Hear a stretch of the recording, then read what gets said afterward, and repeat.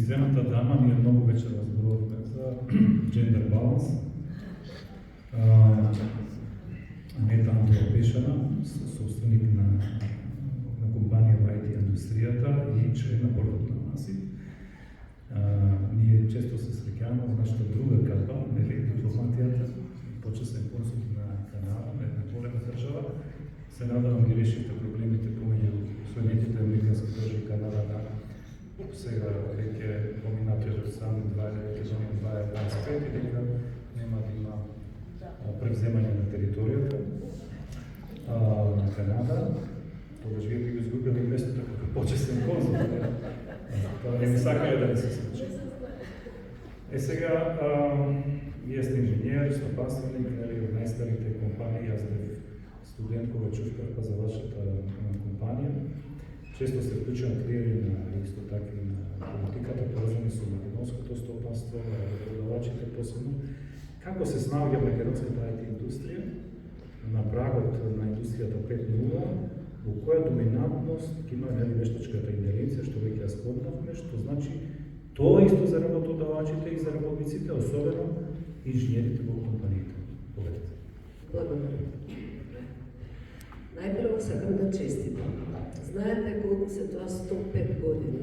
Баш денеска се интересирав и видов дека 3 индустријски револуции се случиле во тие 105 години. Сега сме во петата. Сакам да ви честитам на организацијата на долгогодишната собирање и навистина мене многу ми е драго што еве и младите им давате за чест да присуствуваат и да добиваат награди, да им се признае нивниот труд.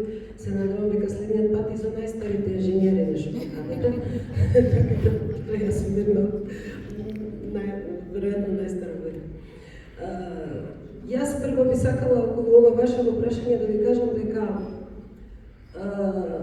да, точно тоа и вие што го кажавте и министрот поранешен што го кажа, ние некако ја скокнавме во државата таа наша дигитализација, но тоа не е заради фирмите кои што се во Македонија има околу 2200 компании, значи под регистрацијата IT компании.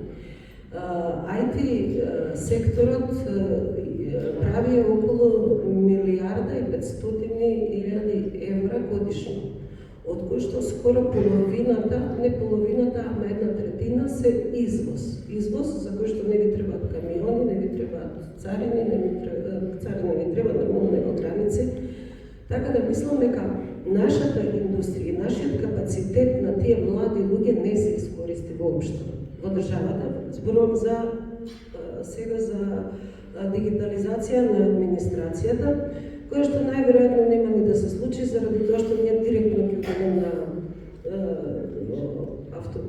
автоматизацијата, веќе во фабриките работи, значи ќе одиме и на вештачката интелигенција, каде што многу работи можеби ќе се решат. И можеби нема човекот да биде во центарот, можеби нека машина ќе биде во центарот, па луѓето ќе помагаат околу. Али во секој случај, да ви кажам, јас сум поборник за вештачката интелигенција. Читам многу, овие последниве 4-5 години, навистина сум обседната со тоа. Јас и сопругот сме собственици на една од најстарите IT компании, 35 години оваа година полниме, а другата компанија која што го донесе интернетот во Македонија, Бунет, 30 години. Сега може да замислите колко е тоа големо искуство. И да ви кажам, некако јас размислував, бидејќи синот ми е инженер кој што се врати од Америка, работеше 4 години во Facebook во Сан Франциско и тој не можеше да живее во Америка, се врати назад и дојде кај нас во компанија. И еве сега ние веќе на залез на нашата кариера земавме повторно да инвестираме во новитетите и мислам дека секоја компанија, особено од IT секторот, ќе мора да се прилагоди на новите трендови. Тоа значи нови алатки, тоа е една сосема нова наука, значи не може да се спореди тоа нашето инженерство што сме го учеле пред, не знам, 40 години од информатиката, со сега што е artificial вештачката интелигенција. и мора да се прилагоди целото општество и сите фирми. Вие кажавте за во вашата, нели, во ОКТА, мислам дека секој ќе мора тоа да го примени, бидејќи ние ќе останеме назад. И ние мораме да го направиме тоа на тој начин што универзитетите тука се вклучени во таа приказна. Исто така и овие сите компании кои што се многу добри у неформалното образование, ве се слушам некои дека веќе со Microsoft имаат договори за вештачка интелигенција, обуки на луѓето. И јас се надевам дека тој процес ќе оди и дека тогаш ќе постигнеме интероперабилноста во државата. Кај нас тој проблем бидејќи ние со министерот многу сме работеле на тие приказни и јас се сложувам со него дека знаете како е тоа, направите комисија или совет и тоа значи за да не оди работата. Ние имаме за секоја приказна, имаме не знаете колку стратегии. Јас пошто како председател на управен борд, па после председател на собрание на масите, одев на сита. Значи, ние имаме стратегии од странци што ни прават, од министерството што прави, од други министерства што прават. Дори имаше една стратегија, таа што е актуелна и изгласа, мислам, во собрание сега, што е за следните некои 25 години. Викам, чекайте, каква е таа стратегија, кај што ја има и дигитализацијата, има и енергија, има и, и екологија и сите агрономија, но 25 години за IT индустријата тоа е многу време. Јас најпрво би сакала да кажам дека опасноста на вештачката интелигенција е голема. Значи, ова сега 5.0, таа е некако, значи, тоа е соработка помеѓу интелектуалниот капацитет на машините со интелектуалниот капацитет на луѓето. Тие заедно ќе ги разменуваат своите знаења. Проблемот на таа индустрија нова е тоа што многу професии ќе згаснат. И затоа треба подитно да се направи некаква преквалификација, доквалификација. Јас не зборувам ова за инженерите, значи зборувам и за правници, зборувам за економисти, зборувам за секоја професија. Вештачката интелигенција највеќе ќе помогне по медицината. Мислам, тоа е неминовно, бидејќи јас го пратам тоа во диагностиката особено, значи рано откривање на рак, на тоа веќе го работат во MIT институтот и други универзитети во Америка и мислам дека тука ќе биде една голема револуција во медицината. Исто така и јас не треба да се плашите, вие сите што сте енергетика, мислам и во енергетиката многу ќе помогне вештачката интелигенција, ќе помогне и во земјоделието, ќе помогне значи и во екологијата, но сепак има професии кои сосема ќе згаснат. И проценката е дека околу 85 милиони луѓе ќе изгубат работно место. Сега има една голема дебата во светот и тоа, да кажеме, на највисоко ниво. Да кажеме, јас навистина многу го ценам и го не знам дали вие знаете, но минатата година еден професор од University of Toronto доби Нобелова награда, иако му е погрешија наградата му дадала за физика, а тој е таткото на ChatGPT. Джефри Хинтон, да ви кажам, работеше во Google.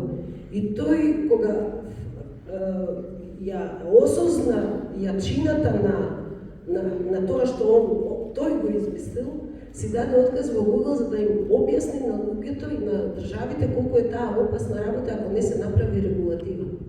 Значи, регулативата е многу важна во оваа работа, бидејќи знаете како сега податоците кои што се хранат тие машини, кои што утре нема да бидат само сега човекот и машината.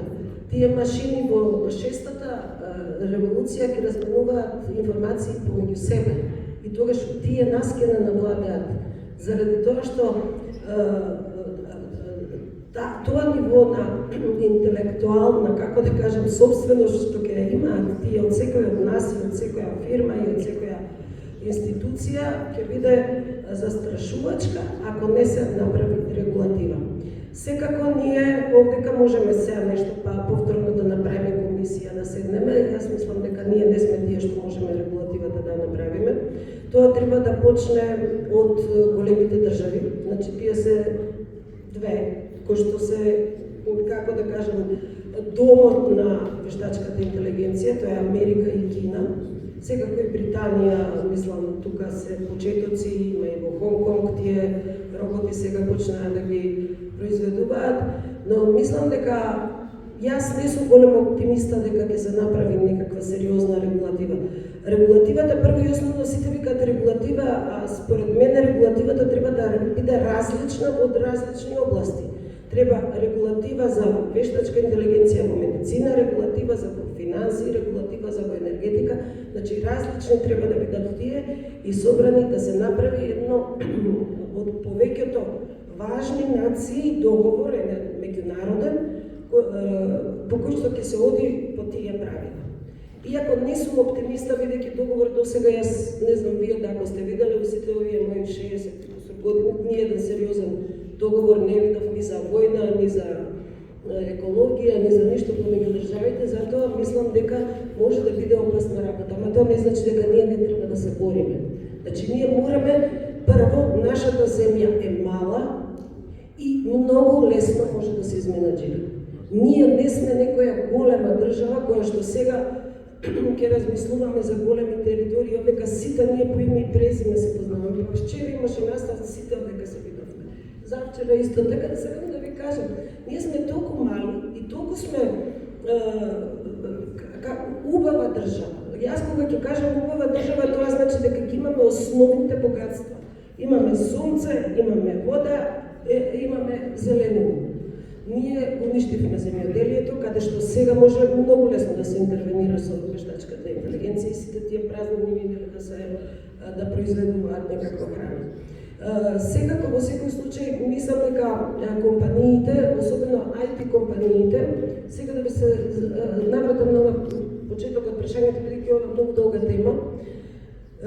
Знаете како, и сите велат и инженерите ќе изгубат работа со вештачката интелигенција. Треба да се разграничи, треба да е јасно дека нема да изгубат инженерите кои што ќе се, зборувам за IT инженерите кои што ќе се прилагодат и ќе се обучат за новите процеси.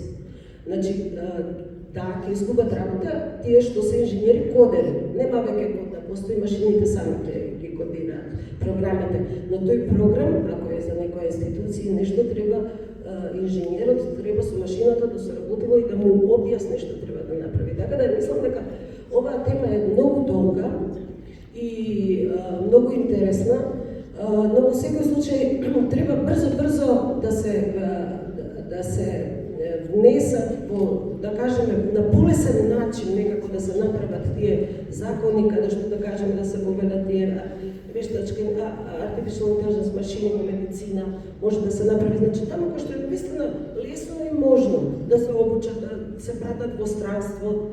Исто така треба да се направи една голема тенденција. Јас сум многу среќна дека мојот син после Браун универзитет, после Facebook се врати во земјата, а е специјалист за вештачка интелигенција.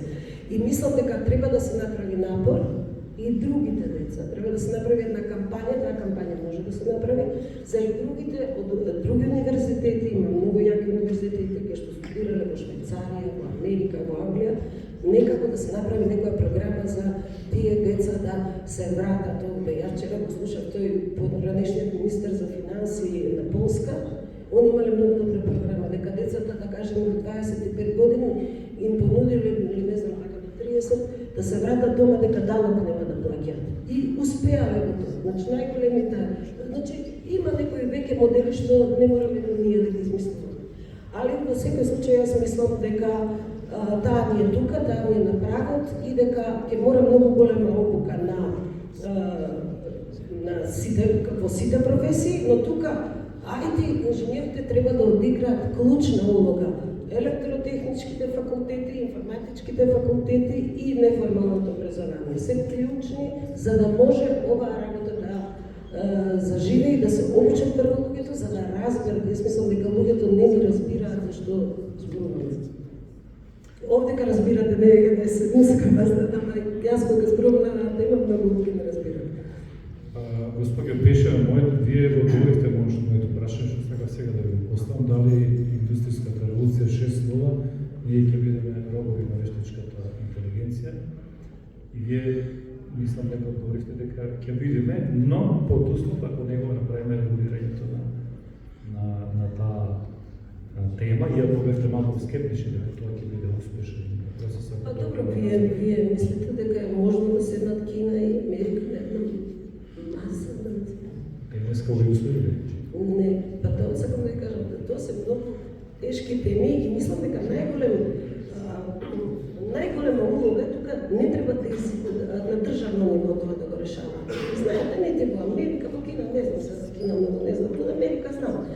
Јас мислам дека тие во Сенатот и во Конгресот не ни разбираат за што збориме, затоа се и толку одушевени, нели, некои председатели од Елон Маск, заради тоа што најголемата револуција, најголемата програма за тоа што треба да се направи во регулативата може да ја направат тие 9 компании. 9 се што се.